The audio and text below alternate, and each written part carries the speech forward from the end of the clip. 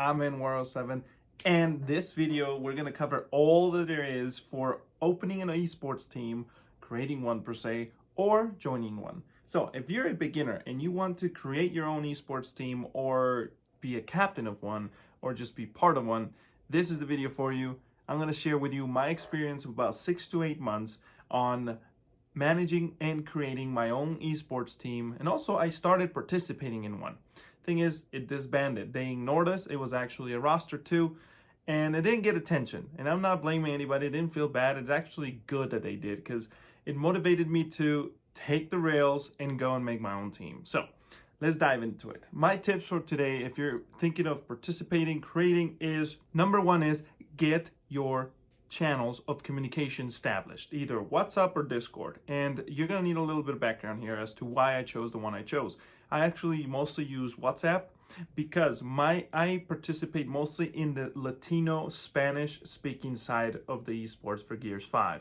I wasn't able to find much, at least as easily in English as I did in Spanish, when it comes to small, privately, you could say, owned esports movement around the English side. There wasn't as much as there was on the Spanish one. And honestly, if you look at the Gears messages on the bottom right, when you're playing, you'll notice there's a lot of Spanish. And more than likely, there's always at least one or two Spanish speakers in your lobby. Am I wrong? We use WhatsApp because in Latin America, pretty much WhatsApp gets subsidized, or it's free for data usage on your carriers. Therefore, usually they'll lean that way. You can use Discord. I suggest either. It doesn't really matter. In Discord, I actually prefer because you don't have to share your phone number with everybody. But anyway, just get one going, talk with people, and that's where you're gonna organize by team, by groups. You can even have your like captain, co-captain, or maybe the trio, the leader, captain, co-captain, whatever way you have it assembled. You can have that group talking in private, and then have one for the full team, and then that's where you'll do announcements and whatnot. My highest suggestion when it comes to that is make sure you talk. Make sure you are communicating with them, with your teammates, because you are sharing. It could be a job, it could be hobby-wise, it could just be for noise. For example, for me personally on my team, I'm mostly not expecting or planning to get to a high level of competitive gaming in the sense of becoming like Optic Gaming level, maybe as a brand. But me personally, I play a lot of games. I actually stream, by the way. I stream on Mixer, link on the description, every day of the week. Right now I'm doing about Halo Wars 2 and Siege, but I usually change and do some casual games here and there. But anyway, in the description if you want to join up and whatnot. Before a scrim,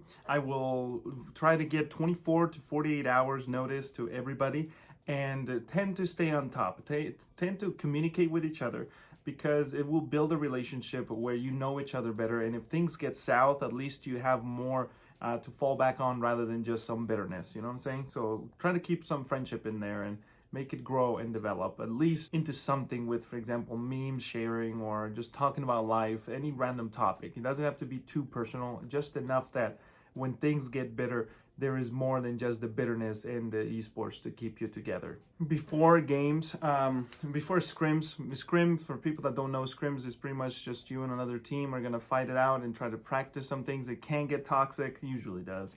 I tell my team to just keep it cool. It is training, and even if you fail, just recognize that that's your mistake. For example, you can have 1v1s, which the term means doing a 1 versus 1 on a battle. You lose it. It doesn't really matter which position you have on the map. And if you want to know more about positions, let me know in the comment section below, and I can actually share our strategies and whatnot. But that's something you got to practice. And if you fail on the scrim and whatnot, I usually will not grind it too much, because it is training time. It is time to prepare. Those ones, 1v1s, can really be mashed out by yourself and any other playlist, as long as you are doing 1v1s in any way, shape, or form. But I highly recommend doing them on escalation with your team, just to get used to that position and defending it, and getting over that fear of probably losing your spot, or 2v2 Nash or game. When it comes to pregame, I highly recommend, guys, get some healthy habits going. Get sleep. I say that's probably number one. Get good sleep. Everybody's different. Some people can go off 5 hours of sleep. Some people can go off 8. Some people need 10. You figure out what you need. Trying to do it as natural as possible. But if you need a boost of energy when you're a parent, they didn't let you sleep that day and you still need to go compete and whatnot, I say jump in, get some Frizz. I don't know, it's a little bottle with natural stuff. I hope it's natural. Let me know in the comments if it's not. But anyway, I usually tend to go more towards the natural stuff rather than the chemical, because I do not want to get reliant on my energy boost coming from that. I only use energy boost when I actually truly feel like I need that little much pump. Because I do in the morning videos, do probably some home stuff, and then I do streaming, and then after that we work out, my wife and I, and then we finally get into the training. Sometimes I will be, if I didn't get enough sleep or something, but usually if I get my sleep, I get my eating done right, and this is really important, but what you do during the day to consume energy, mental energy mostly. I'm not talking physically, because I mean, you're sitting down doing YouTube, maybe doing that, maybe you work at home or on a desk. You're not using much physical energy per se. It's mostly mental. Try to consume things that don't consume your mental stamina too much, okay? So you figure out what that is. Everybody's got a different mental stamina and endurance to different things, but I highly recommend learn what drains you and what doesn't before you get into your game. But anyway, physical health, mental health, and even if you're into spiritual health, I'd say that's really important, because at least I take care of those three sides. And I don't need to take naps during the day. I can go an entire day without a nap, maybe get one frizz once a day, every other day or something like that. But I don't need pretty much anything, as long as you keep your health pretty good in your mental state. Communication as to team, I recommend definitely get good mics. There's this weird scenario with my team though. We have 3 mics. They're all pretty decent, high quality. I mean, they're in the medium, I'd say low medium tier to medium tier headphones. And for some reason, 2 or 3 of my teammates have the same mic, right? But one of them has echo. And he's tried other mics and he still gets echo. So we believe it's his controller, but right now we haven't fixed it. He can't afford another controller right now. So anyway, he went for the mic route and it didn't fix it. So what I do is I move the slider in settings. I move my slider to about 1/4 through to the right, meaning right is our party chat and then the left is game chat. What I do is put it about right here. And when sometimes I need a little extra for my teammates because I'm not hearing it, because I'm going to play some music in the background with Spotify, I keep the Spotify audio or my AirPods at about 5 to 10%. I can barely hear it, but it's enough to, get you pumped a little bit. I keep it at the middle so I can hear more, because honestly, hearing your team, I would argue it is more important to hear your team than actually even the steps from an enemy player, because your team, if they tag and they tell you right, you will know where that enemy player is rather by sound of your teammates, directions, or the actual tag, meaning you press the right stick on a target that you're aiming down sights with, and that is more valuable than the actual sound, in my opinion. Definitely still is good to listen to an opponent, but if I had to choose, I would rather not be able to hear my opponent and still hear my teammates. The reason why I say move that slider, that is to combat echo. And once the slider moves to a point towards the right, towards the left or right, you will be able to find out where's the sweet spot during a battle or quiet moments in the gaming. You're gonna have to probably compromise, but eventually you find a way to get rid of that echo. So either get good mics or get the audio pretty much balanced out in a way that you do a good compromise of things. But definitely try to invest in good microphones and use Xbox Live Party Chat as it is in consoles. That's pretty much the only way. We try Discord with headphones and whatnot. It just doesn't work. It is a messy thing, especially the consoles. Xbox don't do USB audio and whatnot. But anyway, just Xbox Live Party Chats with COVID-19 is a little messy, but it's bearable. It works. It gets the job done. The other things I will finish off with, and by the way, if you want more tips and advice and whatnot, and you want to talk about anything, just leave a comment in the section below or hit me up on social medias under and407. Right there, baby. What? Low latency TV mode. Make sure if you're not going to monitor it up, you need a TV that has a good game mode. For example, my prior TV to the one I have right now was an SJ8500, if I remember that, if that's the correct model. But anyway, it had about, I think, 16 to 20 ms input lag on it with game mode. And then it was not compatible with HDMI 2.1. With the new Xbox One X, since it is compatible with HDMI 2.1, plus I did upgrade my TV to a 2.1 HDMI capable TV, the OLED C9 by LG.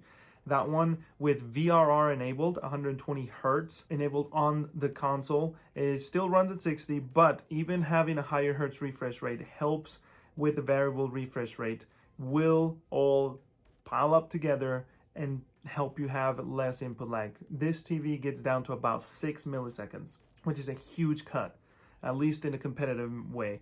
Another way you can save things is your controller, if you can. It's not a must, but if you can, get it wired. The Xbox One refreshes at about 8 milliseconds per refresh. So meaning if you get at the tail end of that refresh, you will have to wait the rest 7 or so milliseconds to be able to send the input from your controller to the console. It's not much, but in a competitive setup, it could be the difference between doing a 1v1 where you both kill each other or he kills you, because you have to take your internet ping on top of that and your input lag. Try to cut as many delays as possible. But yeah, I'd recommend that. The Series X wireless apparently will cut it down, if I believe right, to 2 milliseconds. So that is definitely not a huge deal. But 8 for me, I consider it quite a big gap. But besides those technical terminologies, I would say when things fail, guys, if you're a team captain, I've learned that sometimes even the best plans will just collapse, because that's how things are, man. Maybe one teammate lost their 1v. Maybe the other team, their plan was just playing out better. But usually it's just, a combination of player skill at that very moment that things just didn't plan out. So don't go crushing down on someone, because usually on a team, it is not just one person that breaks it. It's an accumulation of mistakes between team members. The question is, who did the least amount of mistakes? And keep that Lancer fire, get that bolt talk if you want to get some extra punch. And Marksa, get someone to be the 1 or 2 that will get that long range stuff, but at least get the basics. Get your Lancer fire, because that is key. There are some maps where Lancer will just be pretty much the only gun you need, and Nasher is secondary when it comes to that. King of the Hill, sure, you get your shotgun in there. Make sure you do not just practice King of the Hill, because the mindset's not there, okay? Team deathmatch, you do lack the opponent's level of skill, but you do have your spawns and more coordination to worry about. Same thing with Escalation or Gridiron, which I'm in 3 tournaments right now. 2 are Escalation and 1's Gridiron.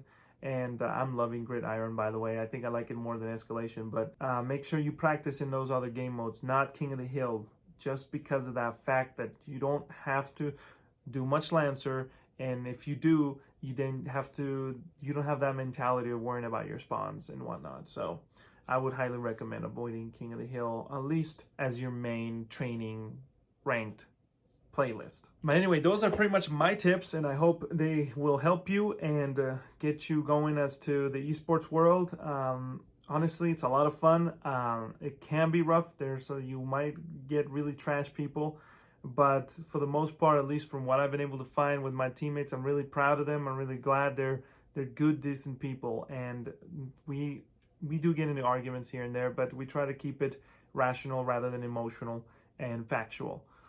We try to communicate here and there off stream, and not off stream. I keep thinking of the stream on Mixer, but anyway, off in the random chat and whatnot. But anyway, if you have any questions, you want to play together or anything, just let me know, and we can hook it up. But anyway, take it easy and stay safe, and wash your hands, man. Not just because of COVID-19, because it's gross. I don't want to be touching your hand or touching anything you touch if you just came out of the bathroom and you have brown on it and we can't see it. That's what it's. What do you think of my COVID-19 look, though? I think it's pretty gnarly. COVID-19 beard and COVID-19 hair.